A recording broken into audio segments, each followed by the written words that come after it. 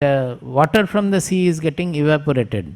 That is, sea is not holding on the water. No, no, I will not give it for evaporation. This is my water, this is my water, as you do generally. It is not doing like that. It is allowing the evaporation to take place. And there is a truth there. Without that, sea also will not survive. The evaporated water goes and forms the cloud and finally goes over to the mountains also, either in the form of snow or in the form of rain it comes down. That is the jajna of the cloud. When the cloud is formed, now the cloud is shedding its water for the benefit of everybody, non-selfish expansion. There also it is a jajna taking place. The water that falls out of rain, that flows to the river. The rivers are born, in a way it is born from the mountain, but actually it is born of the sea. Unless the sea water had come to the mountain in the form of cloud and rain and all, the rivers would not have been born. The rivers are flowing down, and in the process it is doing so much of jajna. Without the river, no civilization would have been there. It is serving the whole path, animals and human beings and the trees, plants, whatnot. It's the whole life of a river is a jajna. And by that jajna, what is happening to the river? It's getting back to the sea, its origin. Is it not? When the river meets the sea, its jajna is complete. It has gone back to its original sea. Exactly like that, when we get back to our real identity, our jajna also get completed. We are trying to expand ourselves, that is the jajna. With that, by expanding, when we get merged with our real identity, the universal consciousness, our jajna gets completed there. Just like the river. So, it is a process of jajna everywhere. Jajnat bhavati parjanyaha. Jajnaha karma samudbhavaha. Any jajna is this jajna also, the Bhagavad Gita jajna. See, there is another statement, I don't know whether you know. Jajno vai Vishnuhu. Those who have attended our Vishnu Sahasranam jajna, they will know. Jajno vai Vishnuhu. Vai Vishnuhu. Vishnu is parallel to it, same as jajna. That Vishnu is called jajna. Why? Because Vishnu, the word means Vyapnoti iti Vishnu. Vishnu, the real Vishnu is not 400 two-legged Vishnu. Vishnu is equivalent to our Atma. Vishnu, our Atma is called Vishnu. Tad Vishnu Paramam Padam, Kathopanishad says that we reach the Vishnu's Parampad, that is the universal Atma. That is the Vishnu. So, jajna is actually an expansion which takes us to the ultimate all-pervading Vishnu. So, is not that infinitude lies in every bit of expansion? Infinitude, is it not expressed in every expansion? When a small thing expands, it may not be infinite at that point, but that infinitude's expression is there in every expansion. It is moving towards expansion. Like that, every bit of jajna is an expression of, it is an activation of Vishnu, the concept of Vishnu. Vishnu's abode is called Vaikuntha. Vishnu, where he stays, is called Vaikuntha. It has come, Kuntha means constriction, Kuntha means contraction, constriction, constrictions. Vikuntha means no constriction. So Vishnu's abode is the universal abode, open, there is no constriction at all. We think that Vaikuntha means a chariot will come and we will reach the Vaikuntha, that is an abode, and we will go there. It is not that Vaikuntha is here itself. We are all actually in the Vaikuntha, but we don't know that we are in the Vaikuntha. We are thinking we are small. When that Kuntha goes, that constrictions go, the ego goes, then actually we remain in Vaikuntha, the Vishnu's abode. So, karma brahmodbhavam vidhi, brahmakshara samudbhavam. Any karma is actually an expression of the Brahman, of the consciousness. Without that, there cannot be any karma. In Mundakopanishad, he says that tapasa chiyate brahma, tato annam abhijayate. Tapasa chiyate Brahma, tato annam abhijayate. That is as if the consciousness, Brahman, has chiyate, there is no proper English term, but we can say swelled. That is, there is a transformation breeding in the consciousness, and that gives rise to the objectude. Annam means here, the entire objectude is an anna for the consciousness subject. The whole objectude, who is eating? It is meant for the subject. Without the relation to the subject, is there any objectude? The whole objectude means the entire object, including my internal objects of thought, emotions, everything. Without the subject, they don't have any meaning. The whole objectude is the food for the subject. Not understood. So he says, tapasa chiyate Brahma, tato annam abhijayate. That is, it is a tapasya, it is an austerity of the consciousness which has created the whole universe. In the next verse it is said, yah sarvajnaha, yas sarvavid, yasya jnanamayam tapaha. This tapas is jnanamayam tapaha. It is not a tapasa of standing on one leg or foot, and Brahman doesn't have anything of that sort. Tapas is a jnanamayam tapa. That means it is a movement or a swelling in the consciousness. Consciousness means jnana, the knowledge we talk about in spirituality. It is not the dual knowledge that I know physics, so physics knowledge I have acquired. It is I become the Atma. I is our own Atma. So the knowledge is the consciousness itself. So it is a movement in the consciousness which has given rise to this universe. It is, closest allegory is your dream. What is happening in dream? Are you bringing in all the materials to create the building in the dream and the human beings or your own personality in the dream? It is just a movement in the consciousness. Immediately the whole dream is alive there. You did not even thought about it. There is no time causality here. Causality means, suppose you are dreaming your mother. Did you think of mother first and then mother arrived? Or did your mother arrive first and then you thought of mother? Nothing like that. It simply comes. It simply gets born. Like that, the whole universe is in consciousness alone. Whether the gross object or the subtle object or non-gross, non-subtle, the concept of God, the concept of Advaita, the concept of consciousness, everything is in transcendental consciousness. It is just appearing to be. So it's all only jnana and jnana, consciousness and consciousness. But when we say consciousness, you will immediately think that consciousness we will be able to know as an object. It can never be known as an object. Consciousness can only be known as amness in us. If you know the consciousness as something, oh, this is the consciousness I have known, then that is not the consciousness. You who am knowing the consciousness is the consciousness. So consciousness can never be an object or subtle object or gross object or anything. Tasmat sarvagatam brahma nityam yajne pratishthitam. This I have already explained, that this yajna attitude by which always we are transcending our limitation, transcending our fragmentation, transcending our selfishness, by that process always what we are bringing in is the sarvagatam brahma, that infinitude, the expansion.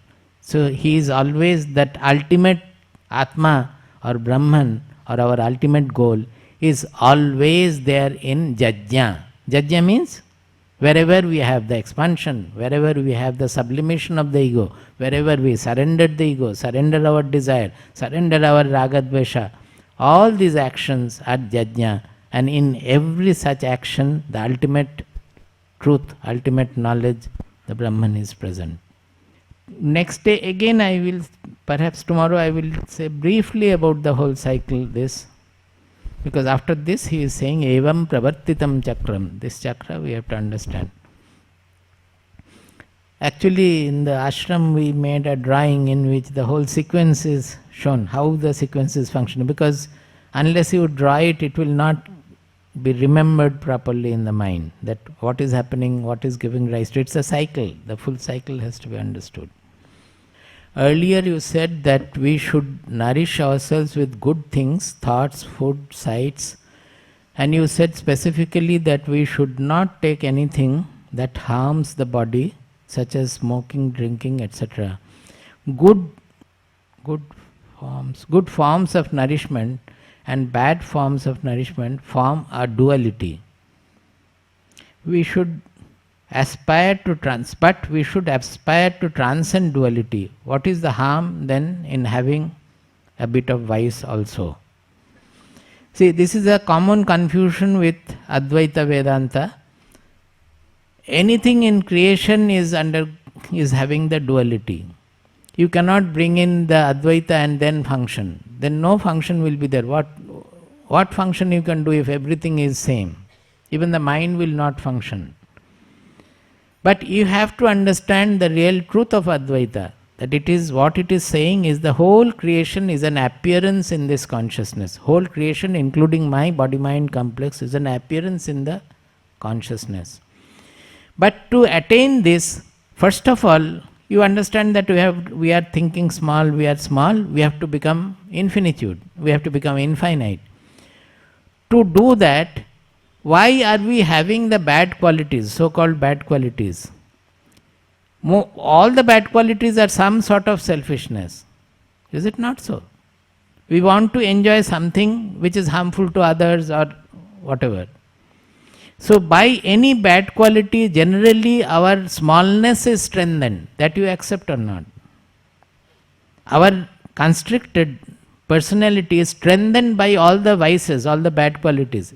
Because any bad qualities cause more constriction in us. Even when we are lying also. It is the selfish idea that about ourselves which is strengthened through that. I am afraid of facing something, that is why I am speaking lies. Now, the bad tendencies themselves will restrict your expansion. So, unless you expand, you are small. You have to expand to infinitude. And finally, you have to transcend. Transcendentalness is coming, it is beyond big as well as small. Unless you are able to become big, you will not be able to transcend. The good and bad both are from this transcendental truth. But if you are not good, you will not be able to transcend good and bad. You will be clinging to bad. But what the proper process is that when you cultivate goodness, you develop a hatred towards the bad. When you become very good, you become hateful about the criminals or those who have the bad qualities. So that again restricts your becoming all-embracing infinitude. Am I clear? That is not allowing, because you are eliminating from your wholesomeness the bad people and bad qualities and everything. So once you have become freed of all the bad qualities which constrict you, you can go over to the transcendence where you do not hate anymore the bad qualities also. Not that you become bad, but you do not hate any bad quality. Even the criminal you will not hate. That is why the criminals also come to a saint. Because they feel that here is somebody who will not blame me, who will understand me. So Bhagavatam says, Guna dosha drishid doshaha, gunastu ubhaya varjitaha. That means when you approach, first you have to win over the dosha by cultivating gunas. By cultivating good qualities, you have to win over the bad qualities. Once you have cultivated the good qualities and you are full with the good qualities, you have to go further beyond where you will not discriminate between good and bad. Guna dosha drishit doshaha, that discriminating between good and bad itself is a guna, and dosha itself is a dosha. Gunastu ubhaya varjitaha. Ultimate guna is you transcend both. That means not that you become bad, but you can embrace those who are bad also. You accept the badness as an existing quality on this earth. Whatever exists has got the right to exist. If the criminal is there in the society, he might be put in the prison, all right, but he has all the right to exist. Without evil, there will not be any meaning to the goodness also. The whole wholesome truth manifests as both duality. This good and bad is a duality. But you cannot reach the transcendental level by remaining bad, because bad itself is constricting. It will not allow you to have the good qualities. Once you have the good qualities, then you can transcend. This Advaita also, there is a story, same Mahatma, that Kailash Ashram, Rishikesh. One day a devotee, his very fond devotee had come and he was saying that, Maharaj, हम एक बहुत मुश्किल में पड़ गए हैं. क्या हुआ? हम दोनों ही तो आपसे, he and his wife, he has come alone, but he is saying हम दोनों ही तो आपसे दीक्षा लिए हैं और आप तो हमेशा हमारे पत्नी को, हमारी पत्नी को बोलते हैं कि वो बहुत भक्त हैं. She is very devoted. You always appreciate him, appreciate her also. But recently what has happened is that every day she comes very late in the night. He comes back home. She comes back home very late in the night. If I tell her anything, she doesn't listen. She said, आप महाराज से कुछ सीखे नहीं हैं. That wife says that आप महाराज से कुछ सीखे नहीं हैं. हम क्या शरीर है? हम तो आत्मा हैं. शरीर क्या करता है उसमें? हम, हमारा क्या है? हम तो आत्मा है. I am the soul. I am the soul. Am I the body? You don't understand? तो when, हाँ, बट हिंदी में ही इसका, हिंदी नहीं बोलने से ठीक नहीं होगा. I will translate in English. See the husband said that we have taken initiation from you, both of us are devoted to you, and you always have been praising my wife that she is more devoted than me. I accept it, and she understands philosophy also better than me. But recently what has happened is that she comes late, comes back home every night very late, and if I tell her anything that why are you doing like this or so, she says that, oh, you have not learnt anything from the Maharaj. Am I the body? I am the Atma. So whatever the body does, how does it matter? I am the Atma. So he is placing the problem before the Mahatma, what shall I do? The Mahatma said that yes, there is a medicine for that. You, एक अच्छा सा मोटा वाला लाठी रख लो. You take a thick big stick, keep it near the door, and when she comes, you welcome her and then lock the door and immediately start beating her with the stick. वो जब चिल्लाती है ना, तब बोलो कि अरे हम तो शरीर को मारते हैं, थोड़ी तुम शरीर हो. हम तो शरीर को मारते हैं, थोड़ी तुम शरीर हो. I am beating the body, you are not the body, you are the atma. I am beating only the body. तो वो ठीक हो जाएगा. Advaitic delusion will go. So there are stories, various stories like this to clarify this things. Advaita is not for practicing in this manner. Advaita is to be practiced with this samatva, jajna, etc. Until the duality goes, then nobody has to explain you what you are supposed to do or not. As long as you are within the fold of duality, you have to cultivate the virtues. And in 13th chapter we have discussed how knowledge is a conglomeration of 20 virtues. That means, suppose we had shown a picture where there is a hill like this. Now on the top there is a lake. It is similar to what actually is there in Himalayas. You will look into the map, you will find most of the perennial rivers have come down from the same glacier. It's like that. Now these rivers are flowing down the hill. If you climb up along a river, as you go up, is not all the rivers coming closer to you, because it is cone like this. All the rivers are coming closer, and when you go to reach the top, you are at the center from where all the rivers are flowing down. Now consider these rivers as virtue. The 20 virtues which have been discussed in the 13th chapter, how they are becoming the jnana, they have said etad jnanam iti proktam. That these virtues, say impersonality, compassion, love, disattachment, everything, that each river, 20 rivers you consider each virtue. As you move on any of the river, any of the virtues, automatically you will find that other virtues are also enriching you, they are coming closer to you. And when you have reached the top, that is, you have the knowledge, actually you find that all the virtues, the peak point is the same. Whether it is Shuchitva, whether it is Amanitvam, whether it is Adambhitvam, whether it is Arjavam, all the 20 virtues enumerated there in the 13th chapter, the peak of those virtues is the infinitude of the soul, universality of the soul. When you become one and transcendental, then all these virtues will adorn you.